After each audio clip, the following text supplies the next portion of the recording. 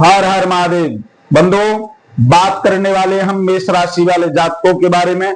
और मेष राशि वाले जातकों की बात रहेगी शनि का जो पूर्व भाद्रपद नक्षत्र में गोचर हो रहा है, परिवर्तन कर रहे हैं, उस परिवर्तन के बारे में संपूर्ण जानकारी इस वीडियो के माध्यम से मेष राशि वाले जातकों के लिए खास प्रोग्राम होने वाला है।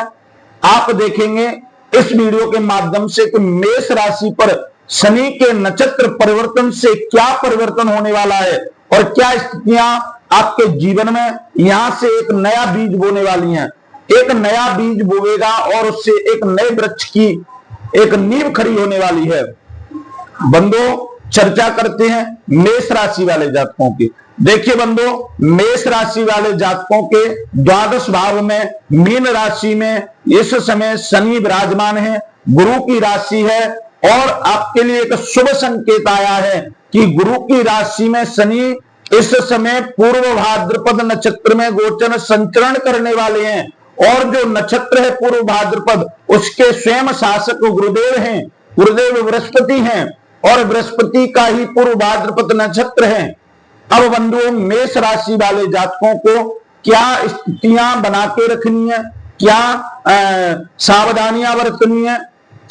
3 अक्टूबर से शनि इस उत्तर भाद्रपद नक्षत्र से छोड़कर पूर्व भाद्रपद नक्षत्र में प्रवेश करेंगे। इन प्रवेश के समय मेष राशि वाले जातकों को किन किन सावधानियों से, किन किन हानियों से, किन किन लाभ से संयोग मिलने वाला है, सारी स्थितियां इस वीडियो के माध्यम से चर्चा करते हैं। बंधुओं, मेष राशि वाले जातकों के लिए 3 अक्टूबर से शनि पूर्व भाद्रपद नक्षत्र यानी गुरुदेव के नक्षत्र भाद्रपद नक्षत्र में प्रवेश कर जाएंगे। और इस नक्षत्र के 2 पहलू होते हैं, 2 पहलू के तरीके से कार्य करता है। विशेषकर ध्यान से सुनना है, आपके लिए बहुत कार्य करता है। एक पक्ष इसका होता है विनम्रता का, सहनशीलता का, कार्यशीलता का और कर्म का। और एक भाव जिसका होता है विनाशकारी। दोनों भाव के रूप में शनि प्रवेश कर रहे हैं 3 अक्टूबर से। अब मेष वाले जातकों पर यह स्थिति बनकर निकल कर आती है कि ये दोनों स्थितियां बनने वाली हैं। आप विनम्र होंगे, क्रियाशील होंगे, कर्म भी रहेगा आपका, आपके पास बहुत सारा कार्य भी रहेगा। और इसके साथ ही साथ एक विनाश का पक्ष भी दूसरा पहलू है। पूर्व भाद्रपद के दोनों पहलू हैं। अब आपको निश्चित करना है कि हमें किसको चुनना है, विनाशकारी पक्ष को चुनना है या कर्मशील या क्रियाशील पक्ष को चुनना है। देखिए, शनि आपके कर्म फलदाता हैं, कर्म के नायक हैं, न्याय प्रिय हैं, दंड के देवता हैं। आपके लिए शनि द्वादश भाव में विराजमान है, मीन राशि में विराजमान है, ज्ञान वर्धक राशि में विराजमान है। तो पहला भाव तो यही बनता है कि मेष राशि वाले जातकों को इस समय किस भाव से, किस स्थिति से क्रियान्वित रहना है, या मेष वाले जातकों को विनाश के पक्ष को इग्नोर करना है। देखिए, सारी स्थितियों की चर्चा करते हैं। मेष राशि वाले जातक प्रथम ही पूर्व भाद्रपद 3 अक्टूबर से जैसे ही शनि प्रवेश कर जाएं, तो मान लीजिए आप 2 रास्ते वाली गुफा में प्रवेश कर गए हैं, जिसके रास्ते 2 हैं। एक रास्ता विनाश का है और एक कर्म का है, क्रियाशीलता का, सहनशीलता का है। अब यहां से आपको निश्चित करना है। देखिए, जैसे ही शनि पूर्व भाद्रपद नक्षत्र में प्रवेश करेंगे तो आपका मन ऐसा हो जाएगा कि एक समय तो ऐसा लगेगा कि मेरे अंदर बहुत सारी एनर्जी है और मैं बहुत अच्छे से कार्य को कर पाऊंगा। लेकिन कुछ ही समय के पश्चात जैसे जैसे समय का प्रभाव बढ़ता जाएगा, तो जैसे जैसे समय बढ़ता जाएगा आपकी एनर्जी विलुप्त होती जाएगी, आपका मन कार्यरत नहीं रहेगा। देखिए, कार्य आपके पास बहुत सारे होंगे, इतना काम होगा जिससे आप उसमें क्रियान्वित रहें, लेकिन मन ऐसा हो जाएगा कि एनर्जी लेवल डाउन होता जाएगा। अब इस समय को आपको खास ध्यान रखना है। देखिए, ये जो 109 दिन का समय है, ये आपका समय है आपका बीज बोने का।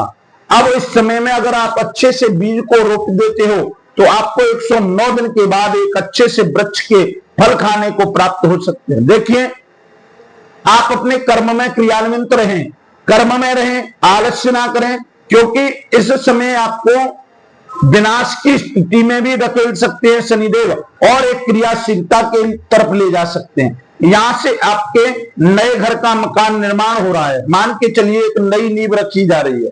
यहां से आपको सारे कार्यों को क्रियान्वित होकर करना है। देखिए, आप व्यापार का, वाणिज्य का, किसी भी क्षेत्र का, शिक्षा का या ईटी का, किसी का भी कार्य में आप रत हैं, किसी भी कार्य को आप करते हो, तो उस कार्य को आपको डिले नहीं करना है। आपको उस कार्य को ऐसा नहीं करना है कि आज नहीं मैं कल कर लूंगा, डिले नहीं करना है। अगर आपने क्रियान्वित न होते हुए इस कार्य को डिले किया तो ये आने वाला 109 दिन का जो समय है, उसके बाद जो समय आएगा वो आपके लिए बहुत बड़ा अन्यायकारी, विनाशकारी साबित हो सकता है। तो आपको अपने कार्य को डिले नहीं करना है। देखिए, मस्तिष्क में एक स्थिति बन सकती है, आपको लगेगा मैं इतना कार्य कर रहा हूं, सब कुछ किया जा रहा है, लेकिन कार्य करने के बावजूद भी मुझे कोई लाभ नहीं मिल रहा है, मुझे कोई ऐसी प्रॉफिट नहीं हो रही है। लेकिन आपको इस पर ध्यान न देना है, क्योंकि 109 दिन तक पूर्व भाद्रपद नक्षत्र में शनि विराजमान रहते हुए आपके बीजारोपण कर रहे हैं। ये आपको एक अच्छे फल की तैयारी कर रहे हैं, जिससे अच्छा फल आपको प्राप्त हो सकेगा।